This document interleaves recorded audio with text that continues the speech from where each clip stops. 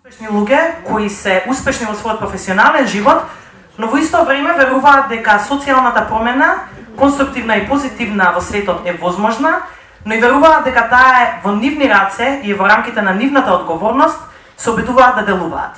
Значи делуваме волонтерски, посветено секој во својот хаб и вмрежувајќи се со нашите колеги низ целиот свет. Подоцна, на крајот на настанот ќе имате малку повеќе информации за тоа како вие би можеле да се вклучите во Global Shapers, но сега повеќе би сакала да преминем на конкретниот настан на кој денеска сте присутни, а тој се вика IFL. Ова е трета едиција поред на која организираме на IFL и целта на IFL ни е да кршиме некои табу теми кои се наоѓаат во Македонија. Би сакале да зборуваме за тоа дека неуспехот не е нешто од што треба да се срамиме, дека грешките не значат слабост. Сакаме да покажеме дека силата и храброста не се гледаат тогаш кога сте на врвот, туку баш кога сте на дното и требате да се качувате нагоре. Затоа во рамките на овој настан сакаме да поканиме успешни луѓе кои може да ги раскажат своите приказни и да не охрабат. Да не охрабат, да не се плачеме да ги следиме своите соништа и да не се ограничуваме од бариерите кои самите си ги поставуваме. При секој IFL настан имаме верни партнери кои ни помагаат да бидеме успешни, да ги споделиме овие приказни со вас. Овој пат тоа е Европскиот универзитет на кој би сакале навистина да се заблагодариме за поддршката и оставување на просторот.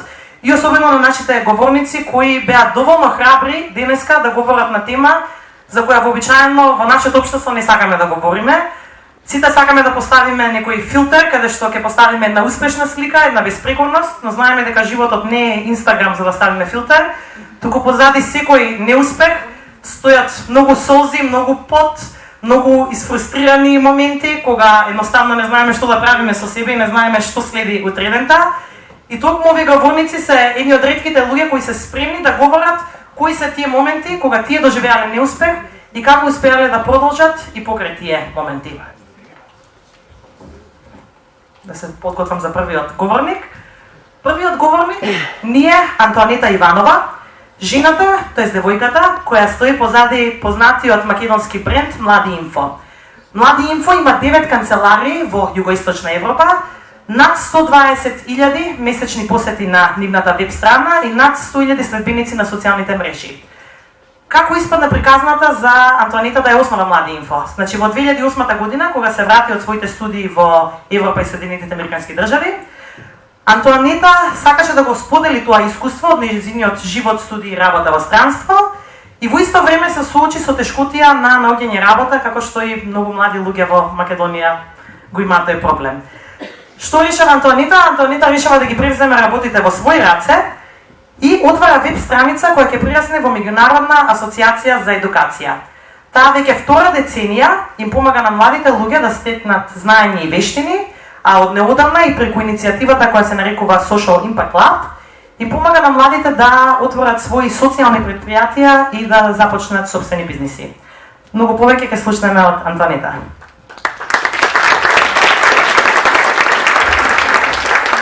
Мојата приказна почнува во 2008 година, кога двајца млади луѓе се вратија од своите студии во Македонија и кои што по неколку месечно барање работа решија да ги преземат работите во своји раце и да создадат нешто кое што ќе им го пополни своето време. Во принцип има идеја на хартија, дека сакаат она што досега го стекнале надвор да го поделат со младите во Македонија. Водени од идејата дека sharing is caring, овие двајца луѓе сакаат да создадат платформа која што ќе ги доближи можностите на светот на младите во Македонија. Единствено што визијата ја има беше на хартија и единствено што ги водеше беше тоа дека сакаат да создадат нешто за кое што немаат финансиски можности. Размислуваа како да најдат начин платформата да ја донесат на некој начин во живот. Она кое што решија да го направат е да побараат содружници кои што бесплатно ќе се вклучат во целата приказна. Сретнаа двајца луѓе кои што дотогаш не ги познаваа и на кои што на еден начин им предложија да своето знаење во дизајнирање на сајтови и на одржување го вложат во приказната наречена Млади Инфо. Односно своето знаење го вложат бесплатно. Можам да кажем дека за едните визијата и пасијата на Млади Инфо представуваше да го променат светот, за другите беше едноставно да го направат тоа што веќе го прават и да биде еден од повеќето бизниси на кои што работат, на кои што можеби некогаш во иднината им донесе профит. Во тој момент од 20 тимот стана 4, едните се грижаат за содржина, другите се грижаат за изглед. Овој тим функционираше 1 година. Меѓутоа, после таа 1 година, кога Младинфо стана препознатлив бренд, да кажам, најмногу во Македонија, а и во регионот, затоа што беше на англиски јазик, всушност стана јасно дека визијата на тимот не е иста. Односно дека оние првите веруваат дека линкот за бесплатно образование не може никогаш да биде профитабилен бизнис и дека пред се зад себе има една цел да им помогне на младите да бидат поедуцирани, подобри, да им го возможи патот на успехот, да им донесе бесплатно образование, да им даде можност за стипендии и сето тоа да го добијат на едно место. На сето ова, всушност, знаеа дека бесплатното образование и таков вид на платформа нема никогаш да биде бизнис, од кој што некогаш би можеле да седиме на Карибите да пиеме коктейли, кој што мислеа оние другите. Така една ноќ на 12 октомври 2009 година, тимот всушност се состана на една средба за да одлучи каква е едината после 1 година на сајтот. Бидејќи вложивме знаење, а не вложивме пари, логично беше да се раздвоиме секој со своето. Така да таа ноќ, всушност тимот кој што го создаде дизајнот, можеше само да си го земе назад.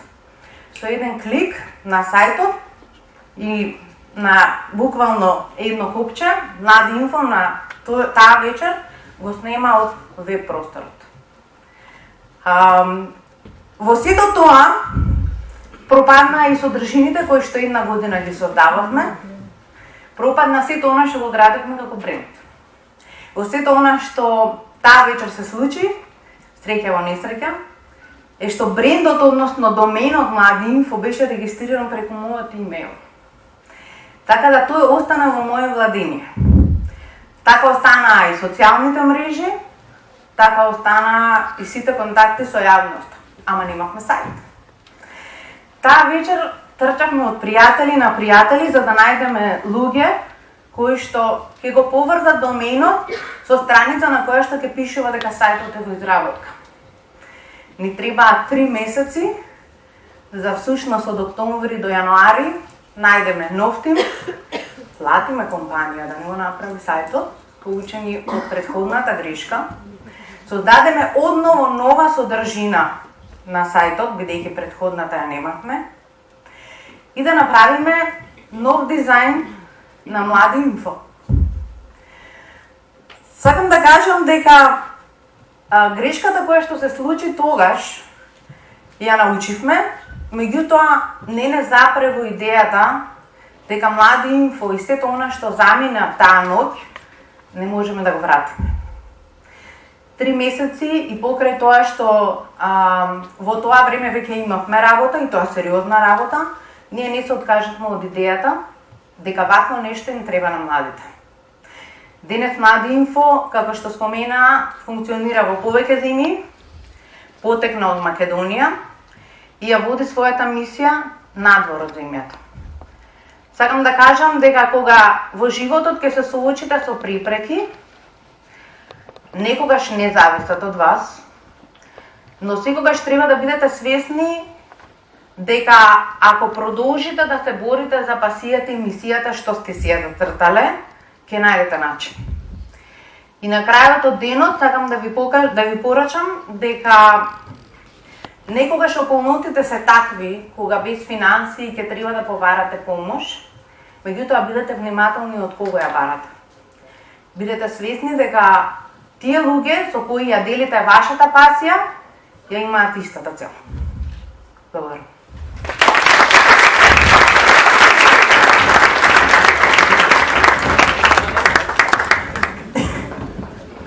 Ќе те задржиме уште неколку минути. Имаме можност за да ја поставиме неколку прашања на Антонита во врска со настанот за кој таа говореше, но и било какво прашање што вас би ви интересирало, кој би сакале да го патите. Дали имаме некој од публика што би сакал да праша нешто?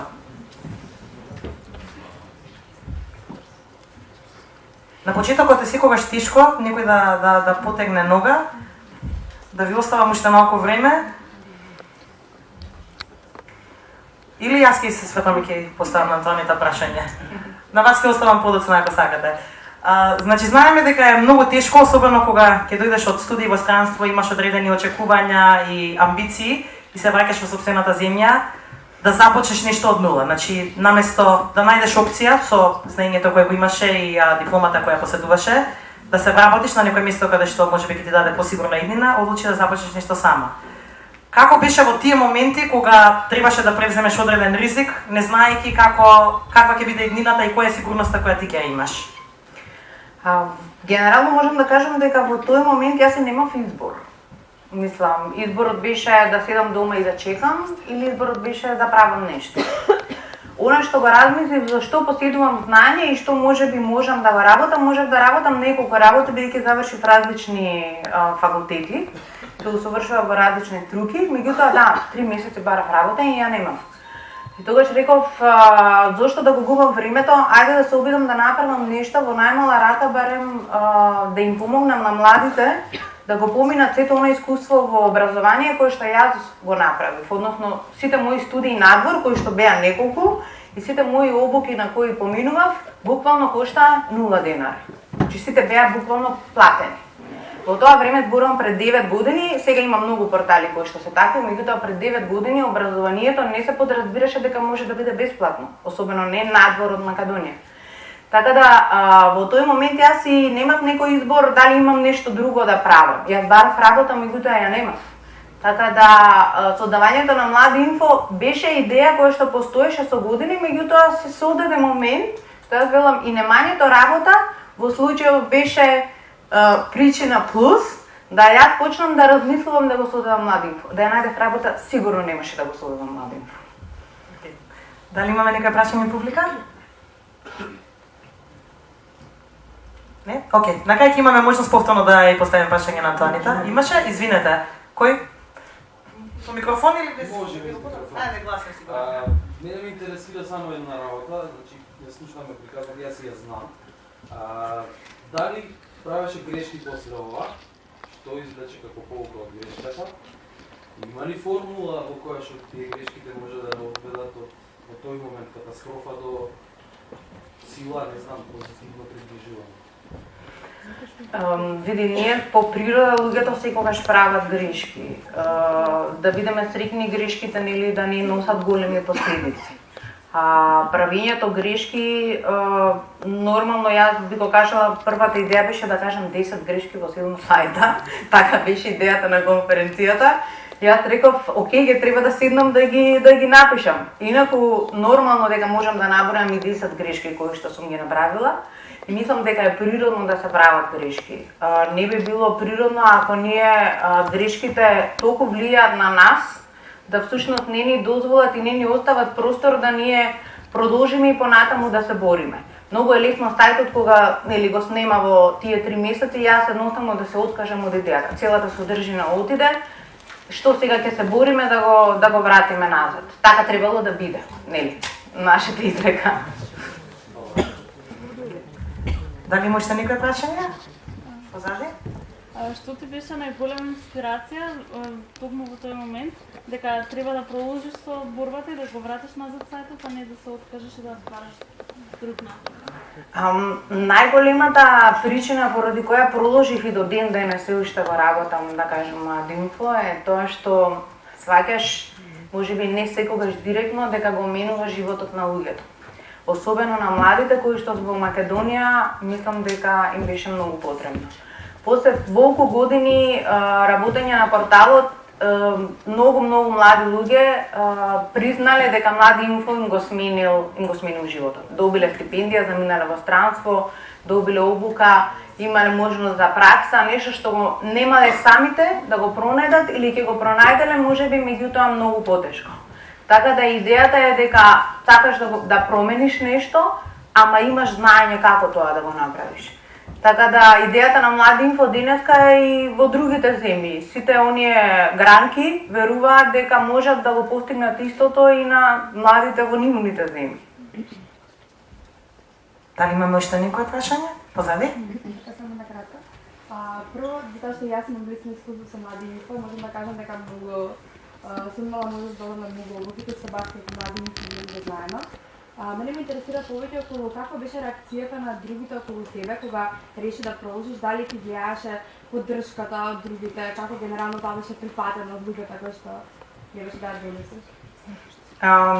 Нема да бидам искрена ако кажам дека поддршката од моите до денес ја немам. Затоа што мислам дека тоа што го работам прави добро, ама нели можам да го потрошам времето и на нешто што носи повеќе пари. Битно нешто да се работи. Не, нешто што може повеќе пари да ти донесе, меѓутоа јас генерално светот не го гледам така, затоа сум и во оваа сфера. Така да поддршката пред се доаѓаше од луѓето кои што можеби ми беа пријатели, партнери, другари, познаници.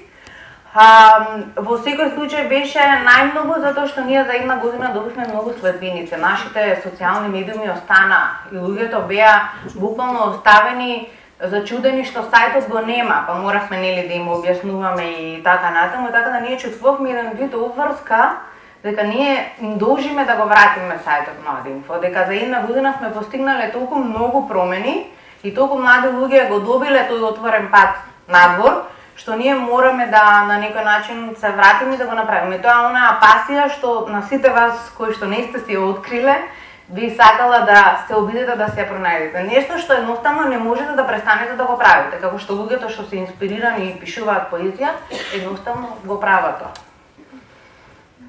Ти благодарам многу, Антонита. Ке имаме можност и на крајот да поставиме прашање кога ќе имаме групна дискусија со сите говорници. Пред да продолжам, бидејќи гледам дека има некои од гостите стојат, има одредени столици, гледам слободни од таа страна, да не ве оставам, слободно може да преминете пред да предеме на најавата. Позади тамо има. Тука. Супер.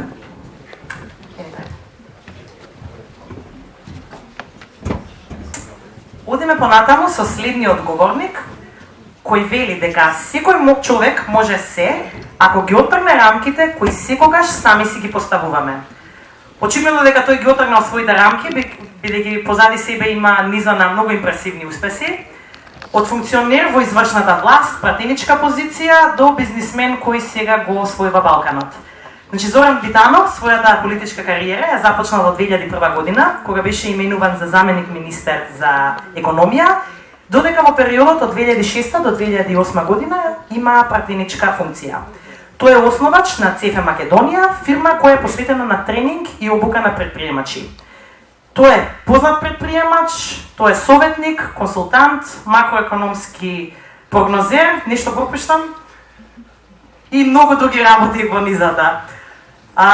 Во духот на денешниот настан и пораката што сакаме ние да испратиме преку Айфел, избравме една мисла кој тој ја изјави во едно интервју, која вели: најважната личност си ти, затоа што не постои неспособен човек, постојат само луѓе кои во текот на животот ја изгубиле самодовербата и самите се увериле дека се неспособни.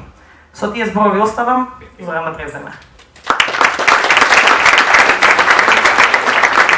Ова сум јас и најчесто ова сме вистинските ние кога тргнуваме во нешто ново, не е комфорно, ама се додека не е комфорно, сте живи. Кога е комфорно, стареете, да знаете.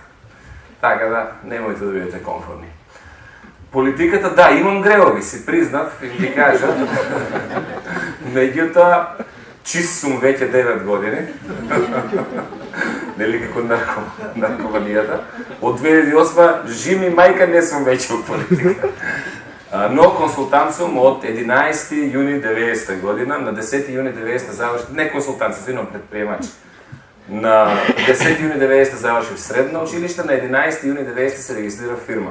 Таа фирма е до ден денеска активна и многу сум си горд на неа, тоа ми е као четврто дете, односно прво од 4-те, бидејќи имам и 3 вистински деца. Добро. Ми се јави еден мој колега, председателот на ЦФ Македонија, сегашниот, јас сум еден од основачите на ЦФ Македонија, вика Зоран, вака и вака има една млада екипа и вика да си одржиш едно предавање од 3-4 минути за твоите грешки. Викам, ова не е за мене, шо? Какви грешки? И добро, викам, ние овеќе се чуеме и жена ми, нели, мојот консултант. Добро, секога е вечер на признавање да си признаеме и таа. Вика, како бе нема... А кој беше Јове? Шо? Па нешто у бизнисот, грешки, викам, јас у бизнисот нема. Како бе немаш грешки? А парите од тоа кај се, а таму а ова. Стоп, Јове, кога е? Да не должам, значи, ова не важи, ова сум тоа што си го замислам, а вистинскиот сум предходниот, нели? Сите грешат, на ние не е точно. Грешки сме, луѓе правиме. Кликај шефе понатаму, еве мојата грешка. Ова е еден фенси ресторант, кој што за несреќа или за среќа не знаеме, мене ме чинеше многу, но голем бенефит на крај испадна тоа. Ми приоѓа еден, неколку години, врвен угостител. Не само македонски, регионален. Врвен. Кој што во моите очи беше врв. Почна во угостителство, постави стандарди во угостителство и да не објаснувам. Ми приоѓа и вика, Зоран, јас и ти сме створени еден за друг. Зошто? Ти имаш своја куповна заедница голема, тоа е вистина, денеска таа куповна заедница брои 80.000 луѓе во 40 земји. Кога ми приде тој човек броеше 30.000 луѓе, од кои што 20.000 во Македонија. Вика, ние на тие луѓе ќе им нудиме супер бенефиции. Јас го имам ноу-хауто, знам како се водат ресторанти, меѓутоа сакам во овој ресторант да влеземе 50-50 со инвестиција, со тоа што ти ќе влезеш со пари, бидејќи немаш знаење во ресторанти, што е вистина, а јас ќе влезам со знаење и со бренд. И јас, као волу купус, што викат тука во соседството, без да анализирам, бидејќи вистина е дека тој човек е врвен угостител. Направивме анализи, ова е ресторанот, може да го удриш следниот слайд. Ова се бројките. Во овие бројки, бројките ми одат, не знам, јас не знам како да го објаснам тоа, меѓутоа до сега им направил многу, илјадници бизнис планови и на крај ги ставам на хартија. Уште кога разговарам, веќе знам, графиците ми излегуваат у глава и не грешам со цифри. Не знам како е тоа, можно што е, како е, ама сите имаме некои дефеци, никој не е идеален. Тоа е мојот дефект. И веднаш се гледа дека ова е топ профитабилен бизнес. 1:3. На секој вложен долар, евро, денар, вие дојдете 3. И сега што се случува? Се испаѓа како што треба, меѓутоа јас не знаев дека тој човек веќе имал многу долгови. Влезе во склопот на ланецот на другите ресторанти овој ресторант, не беше посебно правно лице.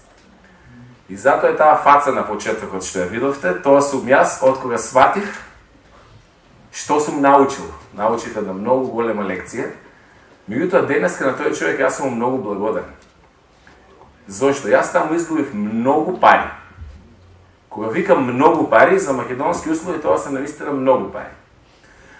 Сватив, научив неколку лекции. Правејќи го бизнис планот со неговите консултации, без да биде свесен човекот, ниту па јас имав задна намера, јас го научив многу убаво финансискиот, организациониот и менаџерскиот дел на угостителството. Изгубив пари, се упропасти сета таа работа, ресторанот таман почна банкротира, бидејќи човекот покриваше долгови затвараше други дупки. Јас сватив дека потоа он наоѓа уште такви луѓе кои што не ги знаат тие информации и потоа уште многу луѓе после мене он така зацрни. Меѓутоа јас се имав избор. Или да се карам со човекот, а ништо не може да постигнам, да се тужам, да очајувам, нервозата дома да ја пренесам на моите деца, или едноставно да се повлечам како ова ликот на првиот слайд и да кажам, чекај се, што од ова може да испадне фајде. После тоа, јас направив мрежа од ресторанти, бидејќи грешките се, ова е mistakes на англиски, видете си, прочитате се да не толку, така го сватив јас ова. На едно од предавањата на кој што многу одам, јас инвестирам во мене 10.000 евра годишно на разни обуки и на една од тие обуки, непосредно после банкротот, на ресторанот, мислам, не мој банкрот, јас фала Богу имав и други извори за живење, и тоа таму пропадна многу пари, го сватив тоа и викам дај да што може да научам од тоа. Кликни се го привршувам. Потоа, јас во таа моја мрежа, кој што тогаш имаше 30.000 луѓе, сега порасна на 80.000, овие што ги гледате се рестораните во Македонија што успеав да ги внесам во таа мрежа, оти веќе го имав нивниот јазик.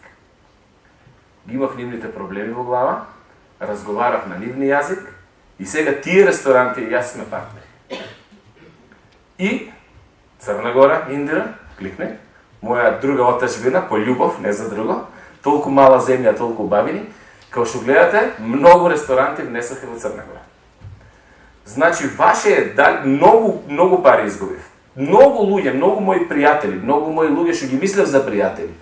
Слушав после како се подсмеваат, тој ли е консултантот, вака, така. Да, сгрешив, ама буквално као волу кукус. Сите грешиме. Поентата е што ќе извлечете после тоа и како ќе изреагирате после тоа. Со ова завршувам, кликни. Ова, на истата таа обука на која што бе го прочитав, нема да ви го преведам, ова е Майкл Джордан. Имаме тука после и друг Майкл Джордан, затоа ќе го сменам и тоа наш, така Индира, не се смеј, ви сте неговисло, многу радости си ми донело во животот, така да она ќе ви го потврди веројатно тоа ќе го скопнеме. Майкл Джордан вика дека он станал Майкл Джордан со неговите грешки. 26 пати ми беше дадена шанса, вика, да го решам над преварот. Јас да шутирам, 26 над превари упропастив. 9000 шута промашил и затоа станав Майкл Джордан. Не постојат грешки. Томас Едисон има кажано, како не ви здосади 10.000 пати, вика, не успеавте, вика, сгрешивте да направите светилка. Кој ви го каже? Тоа не е вистина. Јас само видов како на 10.000 начин не функционира. А еден начин функционира. Ви благодарам на...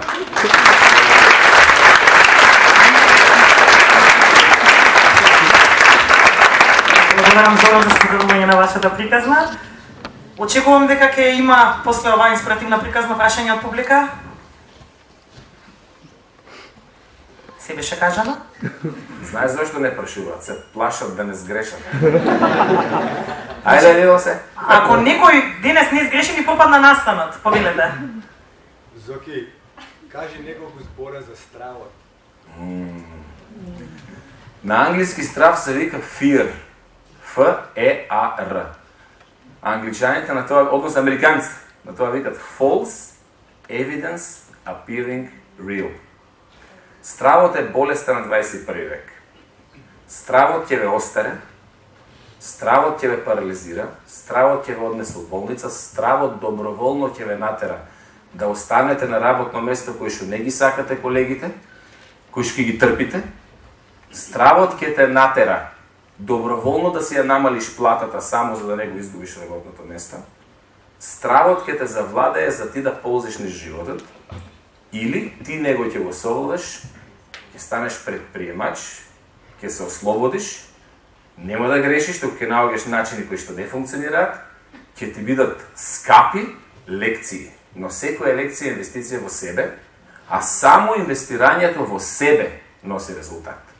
Оние што повеќе инвестират во себе, оттолку во сопствениот бизнис, им расте бизнесот. Не знам дали си задоволен. Да. Горан? Може да кажавте, може да пропуштите, меѓутоа ме интересира колку години имавте кога според вас бевте во Купус? Стар вол. Јас да знам, кога се јас Стар вол. Во петата деценија од животот. 41, сега имам 45, уште малце 46. На 42 поточно би се случи тоа. Значи поприлично касно. Така да не се секира, ќе учиш. Ова не е крајот. Тоа се вика long life learning. Повеќе. Дали според вас е прерано да се почне со собствен бизнес? Не. Прашајте го Цукенбергер. А од друга страна па прашајте го Walmart, прашајте го Kentucky Fried Chicken. Знаеш да она старчето со бели мустачиња? Така изгледал кога го почнал бизнисот KFC. Нема годините немаат врска. Кога вие ќе се најдете вашата мисија, кога ќе си го најдете вашето зошто, јас тоа го викам the big why, големото зошто, кога правите нешто, кога знаете зошто го правите, ништо не може да ве спречи да успеете. Оти секоја препрека, кога ќе ви текне зошто, а ако тоа е доволно големо, ве надминува. Во такви моменти кои имате проблеми, јас си имам една алатка. Таа алатка е следна. Знаете ли како го мерите вие човекот колку е голем? От има нели луѓе 150 кг, ама не се големи, има луѓе мали, ама големи се. Ракометарите тоа го знаат. По големината на проблемот што го кутнал. Кога ќе ве кутне некој таков проблем, прашајте се, тоа ли си ти? И на тоа ли падна? Но ако знам зошто сум почнал, станувам, го пребродувам, ги научувам лекциите и продолжувам понатаму. Задоволен? Може и на дополнително да се видиме. Кога ќе се сгреши, најчесто е тешко да се простиш сам себе. Дали ти беше тогаш лесно да се простиш што си направил таква грешка? Прво, така, многу прашање. Прво и основно, простете им на другите, затоа што не сте во нивна кожа. Може би јас ке сум бил уште по-непријатен и по-незгоден и може би нечесен, не знам. Второ, секогаш простувајте си на себе. Сакајте се. Кога ќе си простиш, тогаш си фокусиран на позитивни работи. Кога нема да си простиш, ти се јадеш од внатре.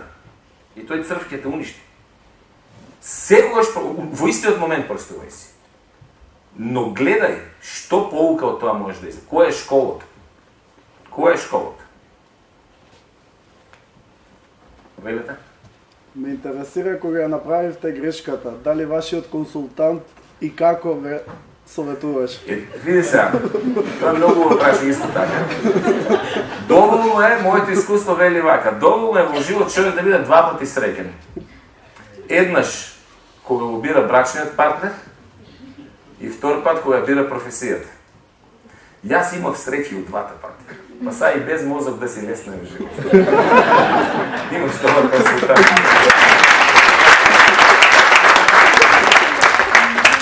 Оставаме просто за уште едно прашање ако имаме за Зоран и после така имаме повторна можност. Така? Ќе му дозволиме да се одморите, благодарам многу за. Благодарам вас. Јас лично многу ја сакам и многу ми е мерак што ќе ви ја презентирам. Значи се работи за млад успешен дечко кој сметал дека формалното образование треба да подгледа на сериозни промени и увидел дека практичните вештини, оние вештини кои ни се навистина потребни во животот, не се стекнуваат преку овој процес на формално образование. Што решава тој? Тој доаѓа до идејата за основање на Принстер, дава отказ на својата работа, инаку работа во голема интернационална компанија и решава целосно да се посвети на овој проект. Целта на проектот, според неговите зборови, е да го претворат градот во универзитет, секој простор во училница и секој од нас во инструктор и студент. За само 12 месеци Принстер успева да одржи 140 курсеви, академија и да го посетат повеќе од 1500 луѓе. Тие се создадени за да го направат учењето на практични вештини достапно за сите. И според зборовите на Петар, тој вели дека перфекцијата е стапица, што е нешто што мене ми се види многу интересно, и вели дека можеби талентот дефинитивно дава предност, но напорната работа е тоа што ви дава предност на долги патеки. Сега, која е неговата долга патека, ќе оставам тој да ви раскаже.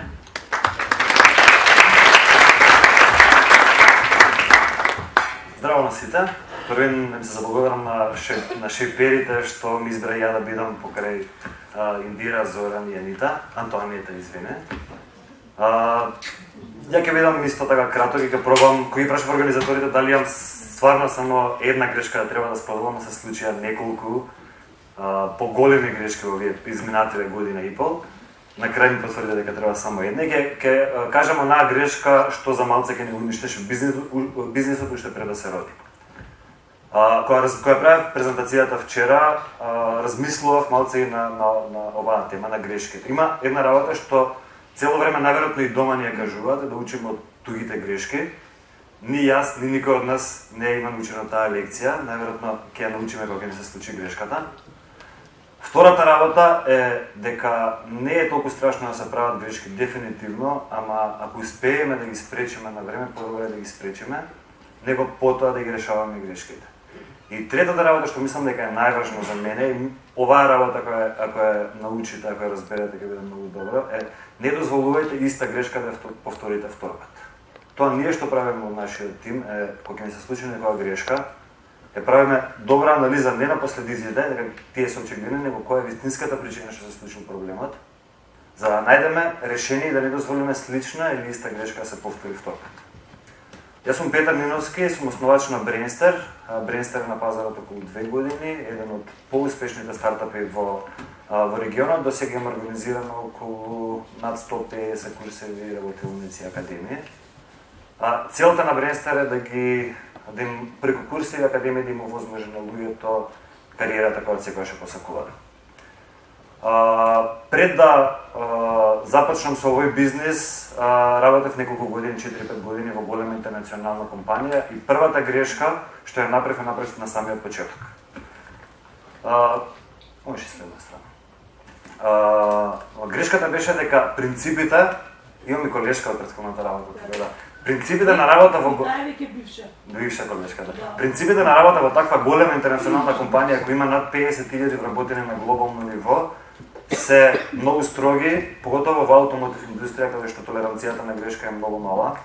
Се многу строги, има многу принципи, има многу стандарди и така натаму и така натаму. Тоа ја што го направив на почетокот е истите стандарди ја пробав да ги применам во бизнисот. Сега ќе видите понатаму зашто тоа може да е грешка. Една од најголемите предности на стартапите или на малите бизнеси е нивната флексибилност. Тоа значи иновативност, тоа значи креативност во работењето. Ако вие пробате вакви стандарди да ги имплементирате од корпорација, да ги имплементирате во стартап, го уништувате неголемата предност. Напуштив работа на почетокот на 2015 година, во мај 2015 година започнавме да работиме на платформата. Работевме цело лето на платформата 2015 година, негде во септември бевме толку влезени во бизнисот и не успеавме на ниеден момент да излеземе малце од надвор за да видиме што шустно се случува внатре. Решив да го направам тој потек, да направам кратка анализа да видиме уште колку имаме до лансирање на платформата и уште колку финансии имаме, уште колку време имаме да издржиме со финансиите кои сме ги инвестирали. Ако продолжевме со истите стандарди што ги преземав од таа компанија, лансирањето требаше да биде за 6-7 месеци од тој септември, тоа значи март-април 2016 година. А финансиите кажуваат дека до декември 2015 година ние ќе го затвориме стартапот уште пред да се роди. Тоа што го направив да замолив тимот да ми даде една недела да најдам решение за проблемот кој во моментот го воочив. Тоа што го направив е во септември 2015 година во една недела се видев со повеќе од 100 луѓе, со групни состаноци, со индивидуални состаноци, со експерти од областа во која сакам да работам и со индивидуалци кои може да бидат наши клиенти. Тоа што го открив е дека тоа ние што замислувавме дека треба да го направиме, на многу се разликува од тоа што нашите клиенти реално го сакаат. И тоа е многу често кај стартапите, поготово во оние приказни кога ние самите веруваме многу, а воопшто не гледаме надвор што се случува и што сакаат нашите клиенти. После 100 и нешто состаноци се вратив назад и им кажав на луѓето дека наместо 6 месеци ние платформата мораме да ја лансираме за месец и пол. Платформата ние што ја замислувавме беше многу посложена од таа реално што требаше за да извадиме на пазар. Тоа дополнително што го направив наредниот ден, од кога ги мотивирав луѓето дека треба да ја завршиме за месец и пол, објавив во 20 медиуми дека Brainster ќе започне со работа за месец и пол и дека ние планираме да направиме револуција во образованието. Тоа дополнително не потекна тие месец и пол да посериозно да се фатиме работата. Тоест не знам дали може посериозно од 15-18 сати на ден, сега вака 19 сати на ден тој месец и пол, може следен след. На 20 октомври 2015 година го лансиравме Brainster, тачно месец и пол од кога јас ја објавив веста по медиуми. И првите 20 курсиви ни се продадоа во првите неколку дена. Од тогаш, може следен след, од тогаш нормално платформата која лансиравме на пазар требаше да се направат некои промени, но ги правевме промените не тие ние што мислевме дека треба да ги направиме, него ние што нашите клиенти не кажуваат дека треба да ја направиме. Колку за споредба, разликата помеѓу онаа платформа ние што почнавме да ја градиме, изгубивме 4 месеци правејќи ја да биде перфектна, со онаа што реално извадевме на пазар се разликуваше не за многу, за околу 90%. Next. Као мој совет на крај ќе биде, некогаш треба да ги заборавиме оние правила што ги учиме на факултет, оние правила што ги учиме од другите, кога започнуваме свој проект, треба некогаш да поставиме свој правила. Оние стандарди јас што пробав да ги применам од претходната голема корпорација не функционира и најверојатно ќе ни утепаат за уште неколку месеци. Тоа е дечки од мене, ви благодарам на вниманието, ако имате прашања.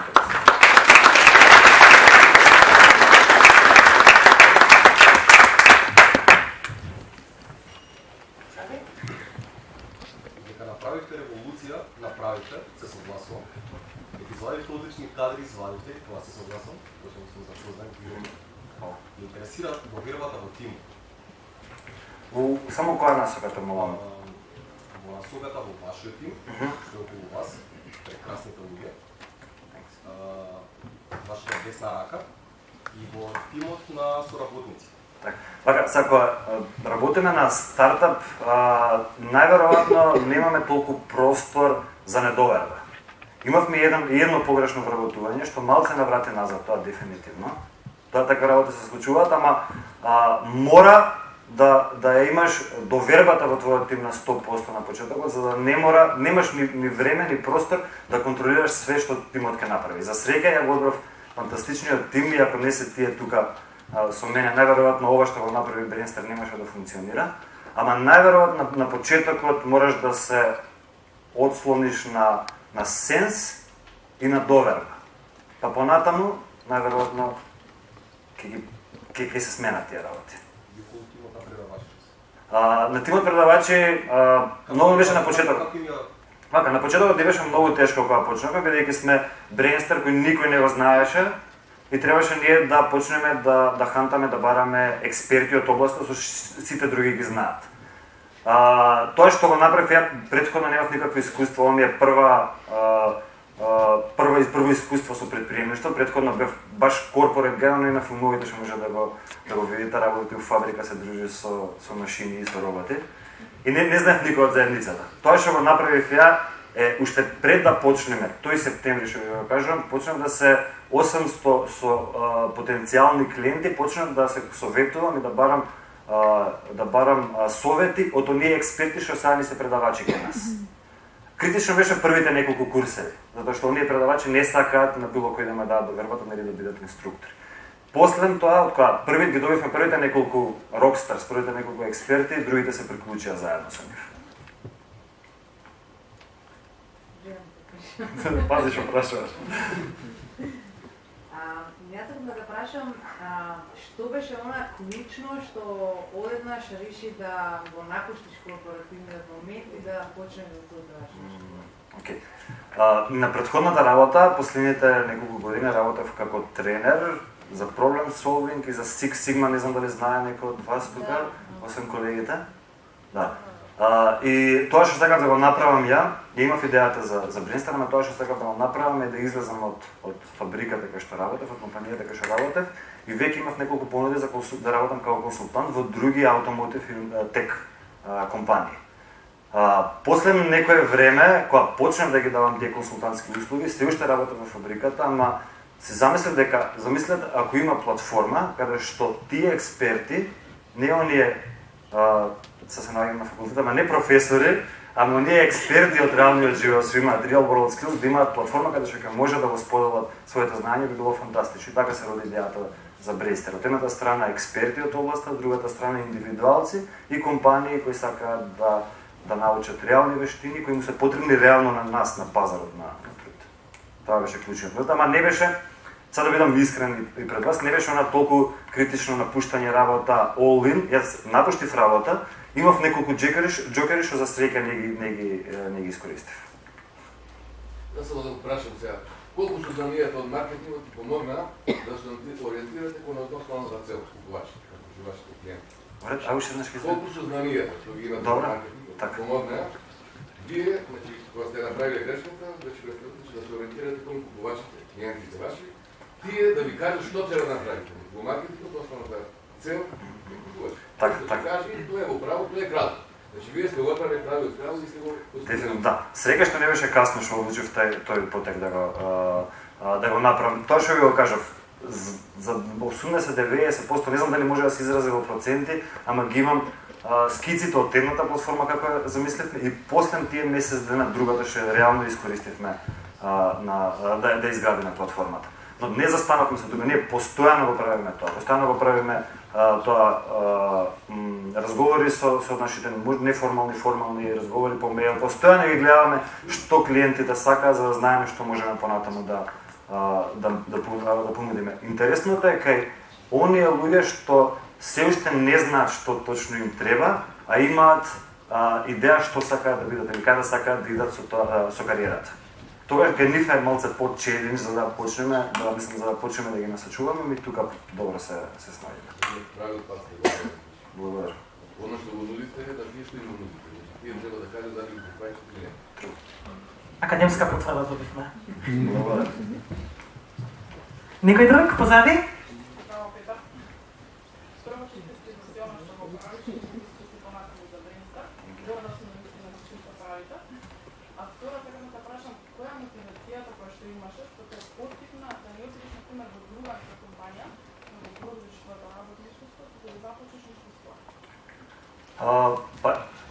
Искрено, уште претходно бев многу лош во средна школа, прв пат ја многу кажам, многу лош, убер лош.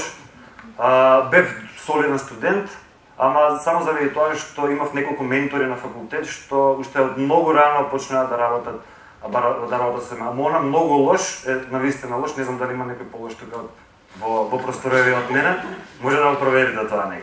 И секогаш гледат дека има огромен гап помеѓу она што формалното образование, дали средно, дали факултет, независно, формалното образование што го нуди и тоа што реално се бара на пазарот на труд. И веќе кога ќе почнеш да им ги даваш, да го пополнуваш тој skills gap или како да го наречеме, тој гап простор помеѓу она што се произведе и тоа реално што се бара веќе нема излагање, веќе ти е должност тоа да продолжиш да го правиш понатаму. Тоа беше главната мотивација. Имам уште една приказна што сакам да ја раскажам, која сега деновиве нас не мотивира, кратко ќе бидеме. Имавме академија за програмирање што заврши, не се промовирам академијата, нема отворен повик, што заврши пред 3 недели.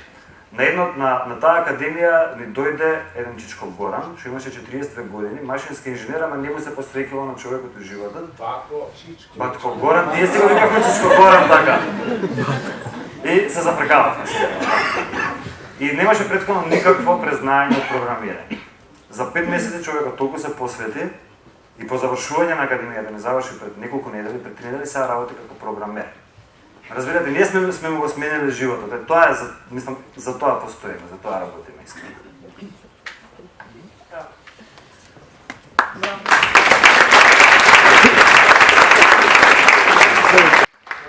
Добро вечер на сите. Ја можам и гласно, пошто кај нас во спортска сала мора да се вика. Нали, вклучам.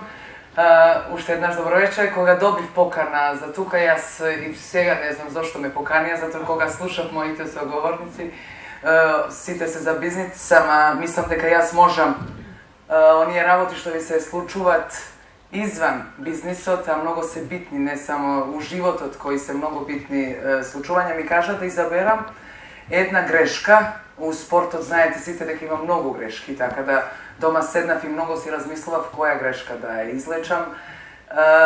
Јас, она што сум најемотивно врзана за незе е кога 97 година тргнавме на светското првенство во Германија, каде никој не знаеше за Македонија, каде никој, кога ќе кажеме Македонија, не прашува од каде е тоа, па моравме да викаме дека е тоа бивша Југославија, дека ние сме сега нова држава, али кога победивме неколку надпревари, тогаш сватија која е Македонија и од каде сме, ние сите верувавме во нас и верувавме во себе си. Надпревар со Романија, ова е публика нормално без која ние не можеме да живееме спортисти, кога се празните сали, ние сме во души празни, така да мислам дека е тоа еден најголем поттикнувач на нас, спортисти без кои ние не можеме. Ке се навратам на надпревар со Романија, кога јас за последна секунда, јас решавам све, јас и голман 1-1, јас машам, нерешено, плачам, ово се сликите од Кометал, пошто тоа време немаше многу слики, вие сте млади, не знаете, немаше интернет и фейсбукови, инстаграми, и не се знаеше ништо.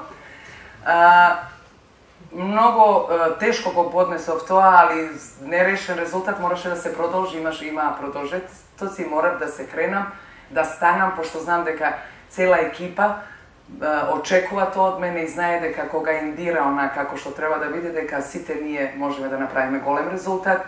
Многу, значи имавме 5 минути да се опоравам, да се вратам и ние тој надпревар го победивме и почна нашите сите победи, после тоа, веројатно некој се сеќава дека и Данска, каде ја победивме светскиот и олимпискиот шампион, и кога разбравме дека у Македонија сите седат дома и сите не можевме да веруваме дека цела Македонија е уз нас и дека ние сме тие кои им враќаме на луѓето осмех, можам така слободно да кажам, пошто бевме млада држава и ние тогаш разбравме уствари дека ние сме Македонија и дека ние сме некој нешто во една Европа и во светот.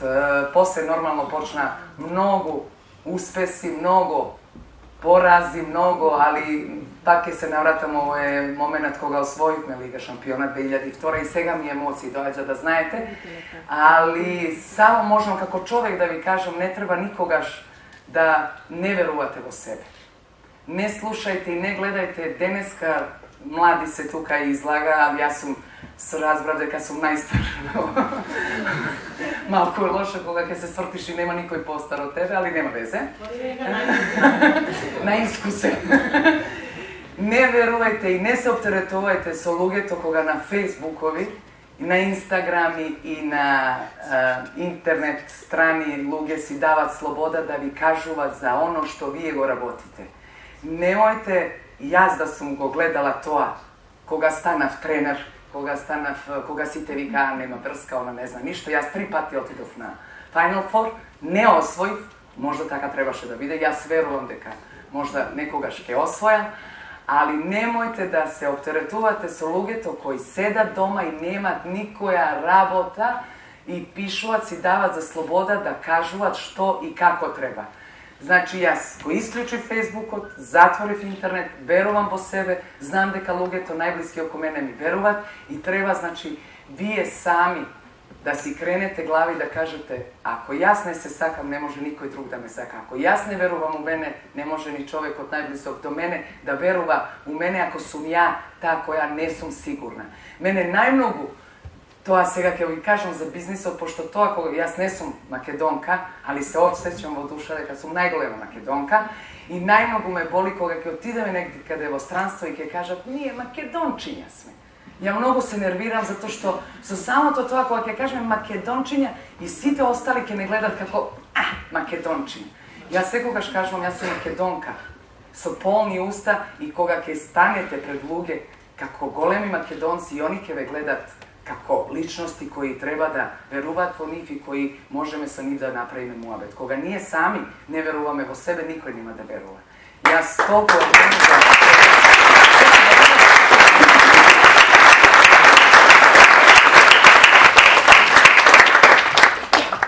За Индира? Уобичаен момент. Добре. Дали имаме прашања?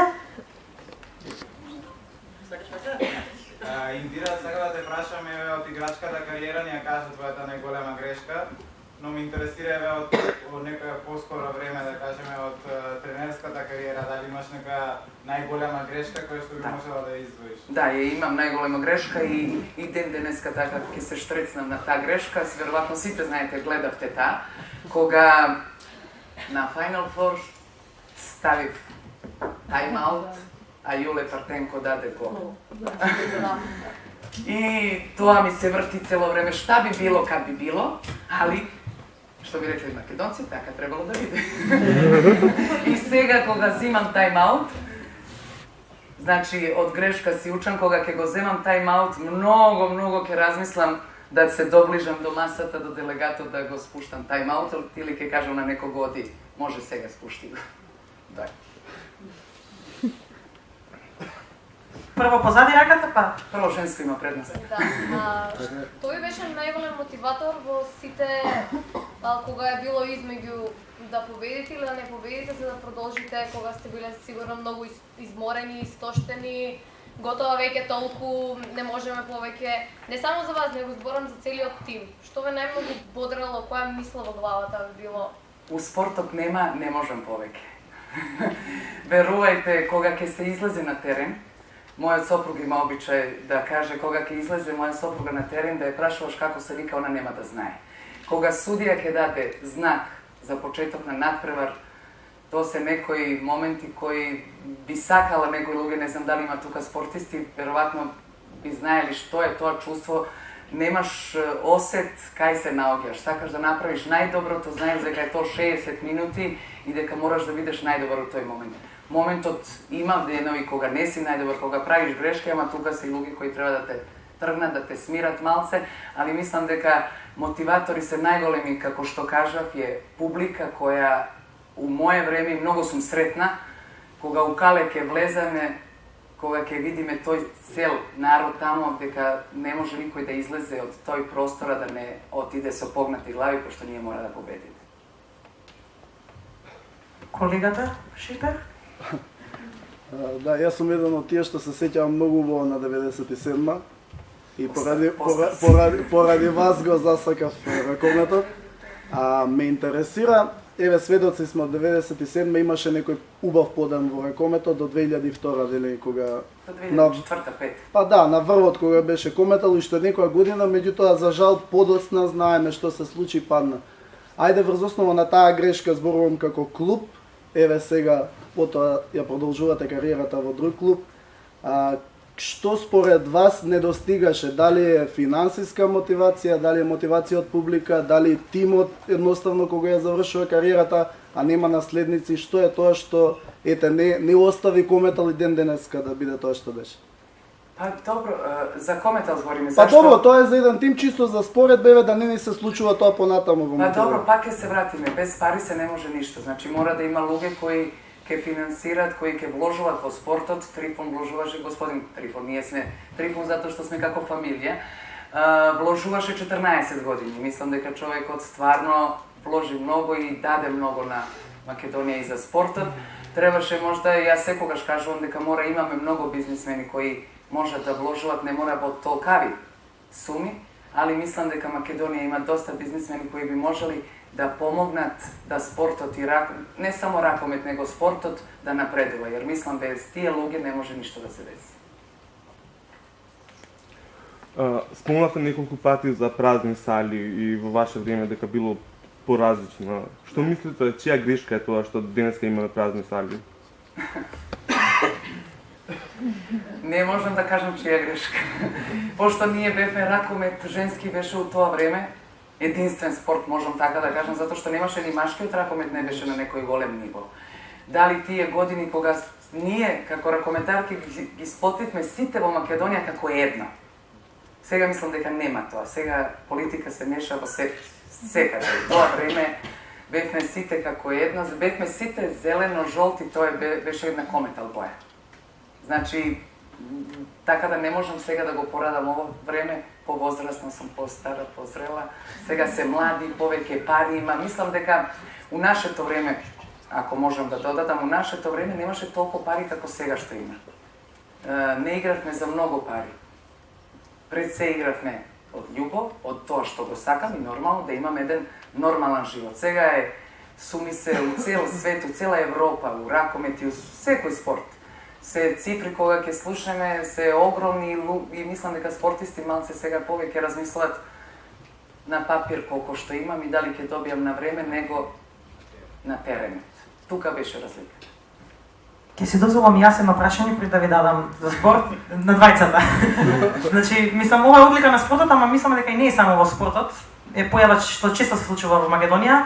Кога иде добро и кога сте шампион во нешто, сите се горди, навиваат и со вас сакаат да споделат гордоста. Кога работите одат надале, одеднашка сите стануваат критичари, експерти и наоѓаат начини да префрлат зошто не сте били успешни. Како се справувате вие од ваш аспект со тој пресврт кога поддршката одеднашка ја снемува и луѓето се смелуваат да критикуваат и сите да најдат причина зошто не сте били Јас успешни? со таа работа немам мускул тука позади од тапшање многу. Али стварно немам мускул од спортот, ама се шалам од тоа тапшање, браво Индира. Ви кажав и на почеток, мислам дека кажав, не гледајте, не слушајте, не читајте. Мене ми е најбитна потпора дома. И луѓето, оние што најмногу ги сакам и што знам дека се најискрени. И така мислам да не е тоа само во спортот, тоа е во се. Нормално е дека јас дома имам најголем критичар.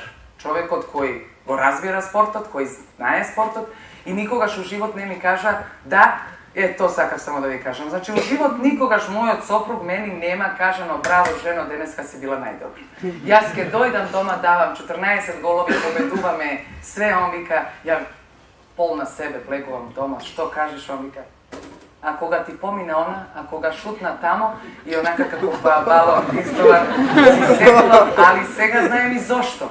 Затоа што можеме многу да полетиме високо, а има изрека ко високо лети ниско пада. Мојот сопруг цело време беше тај кој ме држаше на земја.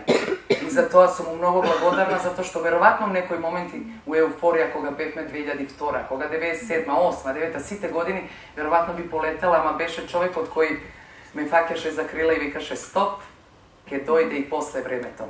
Значи, никогаш кога ќе направите некој добар бизнис, немојте да мислите дека е све готово. Треба да станете, да кажете да, беше добар ден, ајде одиме понатаму да направиме нешто можда уште подобро.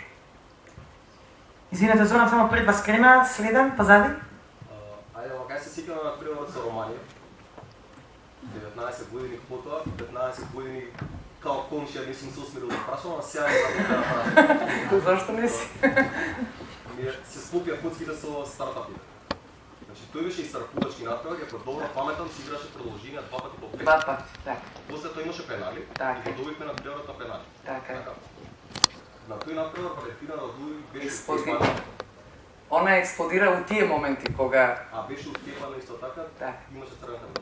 Да. Значи, максимално растресени за следниот натпревар. Так. Ме интересира како собравте сила, не физичка, него психичка. Тоа што немаше интернет, немаше Twitter, немаше Facebook, немаше мобилни... Немаше ништо. Немаше ништо. Како се сплотите да соберете сила за наредниот натпревар? Искрено не се сеќам, мислам дека наредниот го изгубивте. Ни јас сега не се сеќам, давно беше. Да. Како собравте сила? Јас ќе ви кажам, ние бевме... Значи, тоа е најтешко поврзано со стартапите. Така, ние бевме единствена репрезентација која ништо не зимавме од додатни хеми кои се денеска најпознати, а и тогаш беа. Знам дека на допинг отидовме и...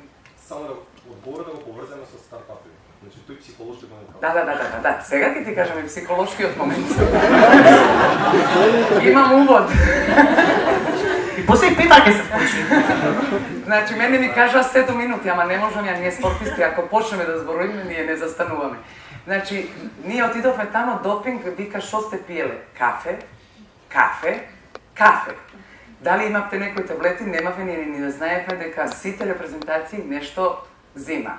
Ние со Валентина бевме цимерки, наша мотивација беше усоблекувална, веројатно се сеќаваш дека тогаш и македонско девојче се играше на теренот, тогаш почнавме и да пееме.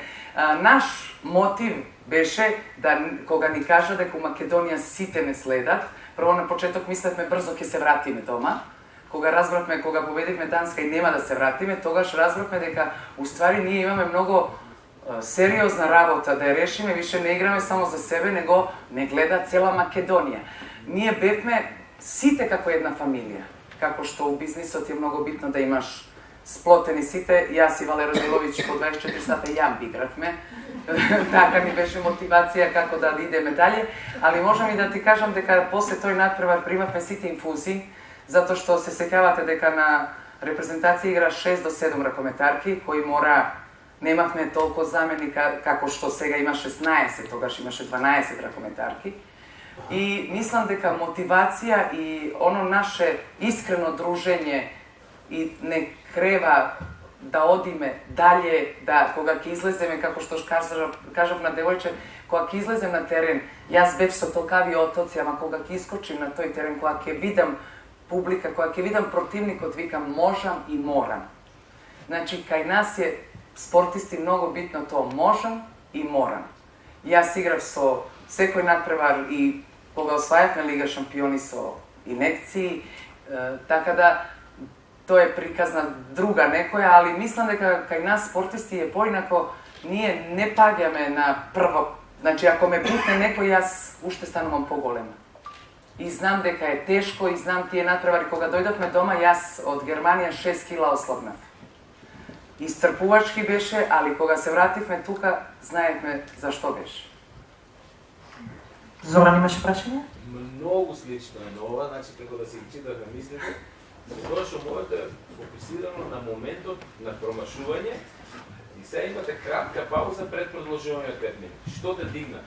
Ме дигна ракометарки кои дојда видеа дека плачам, дека не можем. Јас седнав на клупа, не можев да се соземам затоа што сите ние живеевме заедно и јас сам та која изгубив. Не изгубив, нерешено беше, ама можевме да победиме. Значи, и ми придоа сите овие слики што покажав, ама стварно така буквално беше. Сите се гушнавме, мораме, имаме далje, мора да наставиш далje, мора да го сработиме ово до крај. Јас знам дека у Македонија не стана слика со Романија, дека беше само црно, дека немаше само како радио пренос беше, и знам дека луѓето, не знам, тоа е моментот кога, мислам дека Вале беше, ја и Вале многу се дружевме, и ден денеска се дружиме, мислам дека она беше та која ме крена, која ми кажа, ало жено, дижи се да не ти, мислам, жаргонски спортски, и сексуеме и се си правиме, така се креваме.